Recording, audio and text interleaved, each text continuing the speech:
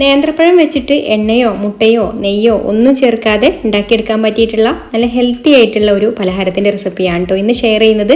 Breakfast ആയിട്ടോ അല്ലെങ്കിൽ സ്നാക്കായിട്ടോ ഒക്കെ ഉണ്ടാക്കിയെടുക്കാവുന്ന ഒരു അടിപൊളി ഐറ്റമാണ്. അപ്പോൾ ഇത് റെഡിയാക്കി എടുക്കാൻ വേണ്ടിയിട്ട് ആദ്യം തന്നെ ഞാനിതാ ഒരു അരക്കപ്പ് ശർക്കരയാണ് എടുത്തിട്ടുള്ളത്. ഒരു 2 അച്ച് ശർക്കരയാണ് കേട്ടോ ഞാനിവിടെ പൊടിച്ചെടുത്തിട്ടുള്ളത്. അത് നമുക്ക് ഈ ഒരു പാത്രത്തിലേക്ക് ചേർത്ത് കൊടുക്കാം. എന്നിട്ട് ഇതിലേക്ക് ഉരുകാൻ ആവശ്യമായിട്ടുള്ള വെള്ളം കൂടെ ഒഴിച്ചു കൊടുക്കാം. ഞാനിവിടെ ഒരു 1/4 കപ്പ് വെള്ളമാണ് കേട്ടോ ഒഴിച്ചു കൊടുക്കുന്നത്. ഏറ്റവും കുറച്ച് വെള്ളത്തിൽ ഉരുക്കിയെടുക്കാം കേട്ടോ ഏറ്റവും നല്ലത്.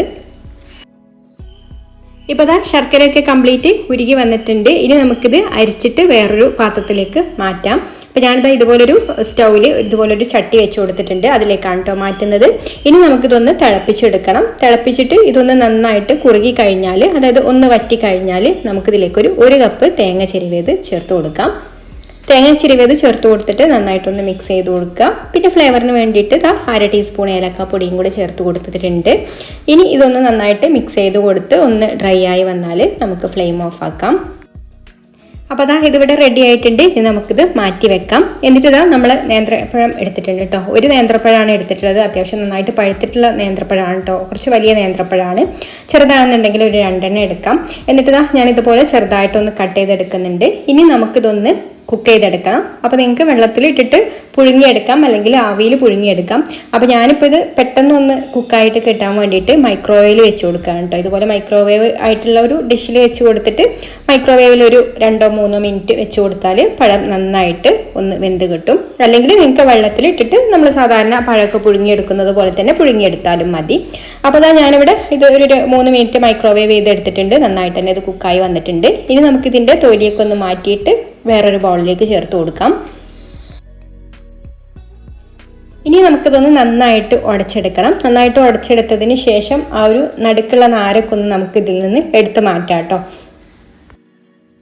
എന്നിട്ട് ഇതിലേക്കൊരു 1/4 കപ്പ് അരിപ്പൊടി ചേർത്ത് കൊടുക്കാം. നമ്മൾ പത്തിരിക്ക് ഇടിയപ്പത്തിനൊക്കെ എടുക്കുന്ന അരിപ്പൊടിയാണ് കേട്ടോ എടുത്തിട്ടുള്ളത്. ഇനി ഇതിലേക്ക് പാകത്തിനുള്ള ഉപ്പ് ചേർത്ത് കൊടുക്കുന്നുണ്ട്. പിന്നെ ഇതിലേക്ക് നമുക്ക് നല്ല തിളച്ച വെള്ളമാണ് ഒഴിച്ചു കൊടുക്കേണ്ടത്. അത് നല്ല ചൂടോട് കൂടിയിട്ട് തന്നെ ഈ ഒരു പൊടിയിലേക്ക് ഒഴിച്ചു കൊടുക്കുക കേട്ടോ. മിക്സ് ചെയ്തെടുക്കേണ്ട. നമ്മൾ ഈ ഒരു പൊടി മുകളിൽ ഇട്ട് കൊടുത്തിട്ട് അതിലേക്ക് അങ്ങ് ഒഴിച്ചു കൊടുത്താൽ മതി. അപ്പോൾ തിളച്ച വെള്ളം ഒഴിച്ചു കൊടുത്തതിന് ശേഷം പിന്നെ നമുക്കിത് ഇതുപോലെ ഒരു സ്പൂൺ വെച്ചിട്ട് നന്നായിട്ടൊന്ന് മിക്സ് ചെയ്ത് കൊടുക്കാം. പിന്നെ വെള്ളം ചേർത്ത് കൊടുക്കുമ്പോൾ കൂടി പോകരുത് കേട്ടോ. കാരണം പഴത്തിലും അത്യാവശ്യം ഒരു വെള്ളത്തിൻ്റെ അംശമൊക്കെ ഉണ്ടാവുമല്ലോ. അപ്പോൾ വെള്ളം കൂടി പോവരുത്. ആദ്യം കുറച്ച് ചേർത്ത് കൊടുത്താൽ മതി. കുറച്ച് ചേർത്ത് കൊടുത്തിട്ട് നന്നായിട്ടൊന്ന് ഇളക്കി പിന്നെ കൈ വെച്ചിട്ട് നന്നായിട്ട് കുഴച്ചെടുത്തതിന് ശേഷം പിന്നെ കുറവുണ്ടെങ്കിൽ മാത്രം വെള്ളം ചേർത്ത് കൊടുത്താൽ മതി. അപ്പോൾ ഇതുപോലെ നമ്മൾ ഇടിയപ്പമൊക്കെ ഉണ്ടാക്കാനുള്ള മാവ് കുഴച്ചെടുക്കുന്ന പോലെ തന്നെ ഇതുപോലെ നന്നായിട്ടൊന്ന് കുഴച്ചെടുക്കാം. അപ്പോൾ അതാ നമ്മൾ മാവ് ഇവിടെ നന്നായിട്ട് ഇപ്പോൾ കുഴച്ചെടുത്തിട്ടുണ്ട്. ഇനി നമ്മളിത് റെഡിയാക്കി എടുക്കാൻ വേണ്ടിയിട്ട് ഞാൻ എന്താ ഇതുപോലെ ഒരു അച്ചാണ് കേട്ടോ എടുത്തിട്ടുള്ളത്. അപ്പോൾ ഇങ്ങനെ ഒരു ഷേപ്പിലുള്ള അച്ചാണ് എടുത്തിട്ടുള്ളത്. അപ്പോൾ ഇതിൽ ഒട്ടിപ്പിടിക്കാതിരിക്കാൻ വേണ്ടിയിട്ട് നമുക്ക് ആദ്യം ഇതിൻ്റെ ഉൾഭാഗത്തായിട്ടൊന്ന് ഓയിലൊന്ന് ബ്രഷ് ചെയ്ത് കൊടുക്കാം.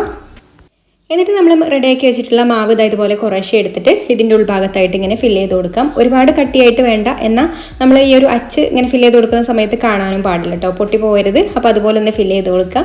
പിന്നെ 2 ഭാഗത്തും ഇതുപോലെ ആക്കി കൊടുക്കുന്നുണ്ട്. പിന്നെ ഈ ഒരു നടുഭാഗത്ത് നമ്മൾ ആ ഒരു കുഴിയാക്കി അങ്ങനെ വെക്കണം കേട്ടോ. കാരണം നമുക്ക് അവിടെ ഫില്ലിങ് വെച്ച് കൊടുക്കാനുള്ളതാണ്. അപ്പോൾ അവിടെ അതിനനുസരിച്ചിട്ടുള്ള മാവ് വെച്ച് കൊടുത്താൽ മതി.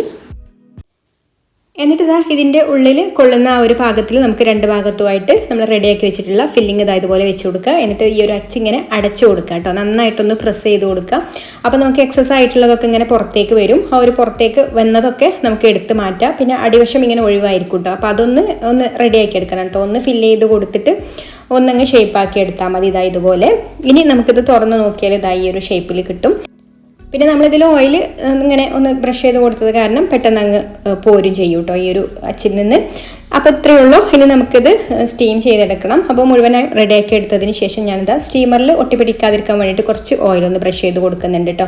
അപ്പോൾ ചൂടോടെയൊക്കെ എടുക്കുമ്പോഴേ ഒട്ടിപ്പിടിക്കുള്ളൂ. തണുത്ത് കഴിഞ്ഞാൽ നമുക്ക് ഈ സ്റ്റീലിൻ്റെ പാത്രം ആയതുകൊണ്ട് ഒട്ടിപ്പിടിക്കാനൊന്നും ചാൻസ് ഇല്ല. അപ്പോൾ നന്നായിട്ട് വെള്ളം തിളപ്പിച്ചെടുത്തിട്ട് അതിൻ്റെ മുകളിൽ തട്ട് വെച്ച് കൊടുത്തിട്ട് ഇനി നമുക്കിത് അടച്ചു വെച്ചിട്ട് ഒരു 10 മിനിറ്റ് കുക്ക് ചെയ്തെടുക്കാം. ഇനിയിപ്പോൾ ഇതുപോലെയുള്ള അച്ഛനെ വേണമെന്നില്ല. നമുക്ക് സാധാരണ വാഴയിലയിൽ നമ്മൾ പൂവടയൊക്കെ റെഡിയാക്കി എടുക്കുന്നത് പോലെയും ഇത് റെഡിയാക്കി എടുക്കാം കേട്ടോ. അപ്പോൾ അതായത് ഇവിടെ റെഡി ആയിട്ടുണ്ട്. ഇനി നമുക്കിത് എടുത്തിട്ട് കഴിക്കാം. അടിപൊളി ടേസ്റ്റാണ്, ഹെൽത്തിയുമാണ്. ഇപ്പോൾ വീഡിയോ ഇഷ്ടമായിട്ടുണ്ടെങ്കിൽ ലൈക്ക് ചെയ്യാനും ഷെയർ ചെയ്യാനും, ചാനൽ സബ്സ്ക്രൈബ് ചെയ്യാത്തവർ സബ്സ്ക്രൈബ് ചെയ്യാനും, നിങ്ങൾ ഫേസ്ബുക്കിലാണ് കാണുന്നതെന്നുണ്ടെങ്കിൽ പേജ് ഫോളോ ചെയ്യാനും കൂടി മറക്കരുത്. അപ്പോൾ ഇനി മറ്റൊരു നല്ല റെസിപ്പിയുമായിട്ട് അടുത്ത വീഡിയോയിൽ കാണാം. താങ്ക്